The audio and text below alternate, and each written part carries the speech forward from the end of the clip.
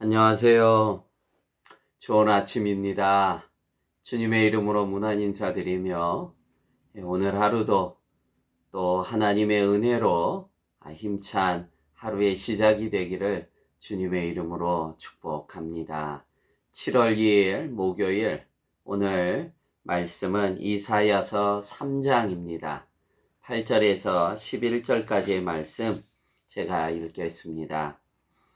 예루살렘이 멸망하였고 유다가 엎드려졌음은 그들의 언어와 행위가 여호와를 거역하여 그의 영광의 눈을 범하였음이라.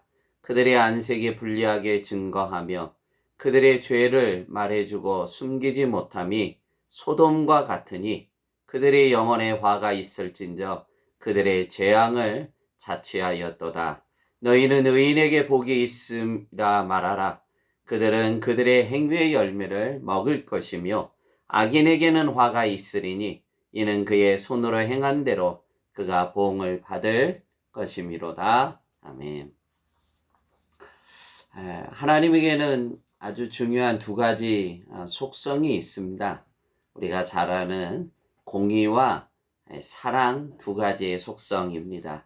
마치 기차가 두 레일 위를 균형 있게 달림과 같이 하나님에게서도 가장 큰 두 가지 속성이 늘 함께하게 됩니다.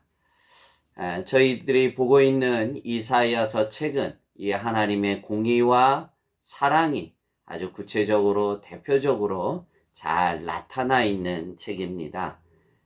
전반부에는 주로 하나님의 공의의 심판, 하나님의 공의가 드러나면서 후반부에 가면 갈수록 점점 더 하나님의 사랑이 나오게 됩니다. 오늘 함께 보고 있는 3장도 하나님의 공의에 대한 부분이 많이 강조되어 있습니다. 그러나 이사야서의 후반에 가면서 무너졌던 멸망하는 그 이스라엘을 하나님이 어떻게 사랑으로 그들을 치유하시고 회복시켜 가는지 하나님의 놀라운 사랑을 보게 됩니다.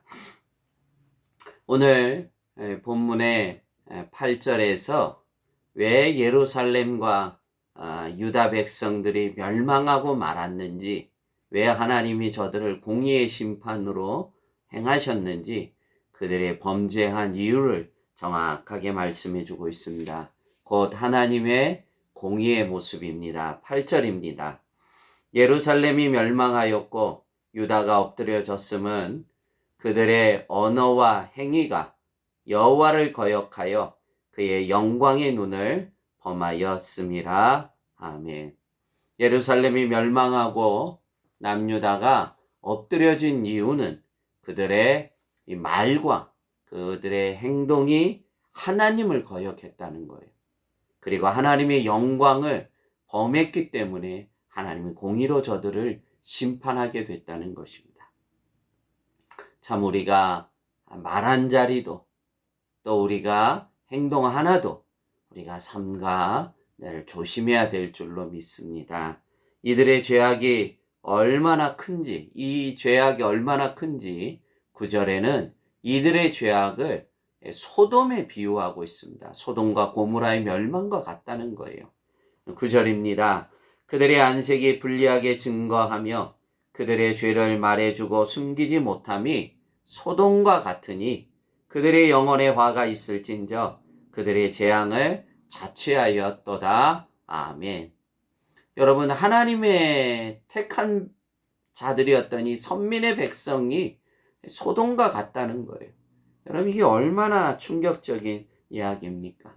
소돔과 고모라의 멸망과 같이 비록 이스라엘이 하나님의 구원받은 택함받은 선민의 자녀들이지만 하나님의 공의의 심판에서는 똑같이 심판을 당한다는 것입니다. 이것이 바로 하나님의 공의의 심판입니다. 그래서 이것이 하나님의 공의가 되는 것입니다. 여러분, 하나님의 기준이 이방인에게 다르고 그렇다고 이스라엘에게 다른다면 그것은 공의가 될 수가 없을 것입니다. 하나님의 공의는 이방인에게도 선민의 자녀에게도 동일한 것입니다.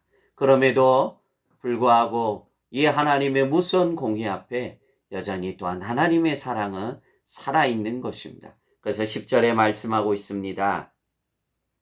너희는 의인에게 복이 있으리라 말하라. 그들은 그들의 행위의 열매를 먹을 것이며 아멘. 이것이 하나님의 사랑입니다. 무서운 공의의 심판 가운데서도 그 가운데 하나님을 사랑하는 자, 그 의인들에게 복이 있으리라 명하셨는데 그 기준이 뭡니까? 이들의 행위의 열매를 먹습니다. 그들의 행위가 하나님 보시기에 너무 거룩했던 것입니다.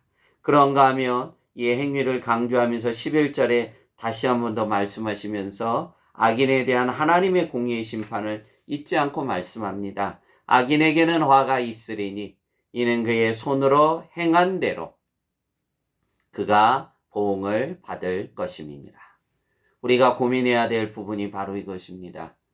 8절에 예루살렘이 멸망하고 남유다가 엎어진 것도 그들의 무엇죄 때문입니까? 그들의 말과 그들의 행위 때문이었습니다. 그러하듯이 의인이 복을 받는 것도 그들의 삶의 거룩한 행위를 통해서 복을 받고 악인은 그 행위 때문에 복을 받는다는 말씀입니다. 의인이 복을 받는 것도 악인이 공의의 심판을 받는 것도 그들의 행위에 따른 하나님의 공의의 심판입니다. 참 어려운 시절 우리는 이 가운데서도 성도로서의 의로운 거룩한 행위의 삶을 추구해 가야 됩니다. 주께서 주시는 은혜를 따라 선한 삶을 살아가야 합니다.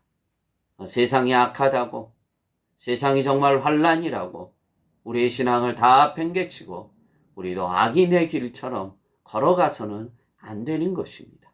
오히려 이 환란의 시절에, 이 어려운 시절에 우리가 믿는 자로서, 믿음의 종들로서 하나님의 선하신 행위를 추구해 나갈 때 더 갑절에 복을 받게 될 줄로 믿습니다. 오늘 하루도 주위를 돌아보시면서 나의 사랑이, 나의 말 한마디가, 나의 행동 하나를 필요로 하는 곳에 여러분 주의 사랑으로, 주의 거룩함으로 행하시고 그렇게 말 한마디로 영혼들을 세워가는, 그래서 하나님의 의인에게 복이 있으리라, 저들이 행위로 말미암아 복을 받을 것이라는 이 놀라운 하나님의 말씀이 살아 역사하는 거룩한 한날이 되시기를 주님의 이름으로 축복합니다.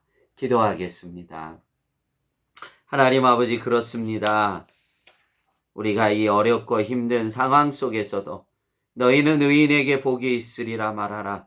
그들은 그들의 행위의 열매를 먹을 것임이라 약속해 주셨는데 참 힘들고 어려운 시절이지만 주께서 주시는 은혜를 따라 우리 주변의 어려운 이웃을 향해, 영혼을 향해 말 한마디로 격려하고 위로하며 세워가며 우리의 또 삶의 순종의 행함을 통해서 영혼들을 살려내고 하나님의 나라를 세워가는 거룩한 한날 되도록 주님 축복해 주셔서 이 어두운 가운데 믿음의 종들을 통해 하나님의 영광을 받는 복이요 복된 종들 되도록 주여 축복해 주시옵소서. 어려운 가운데 있지만 믿음으로 일어나는 귀한 종들의 한날이 되도록 주여 축복하시고 역사에 주옵소서. 감사하고 예수님 이름으로 축복하며 기도하옵나이다. 아멘.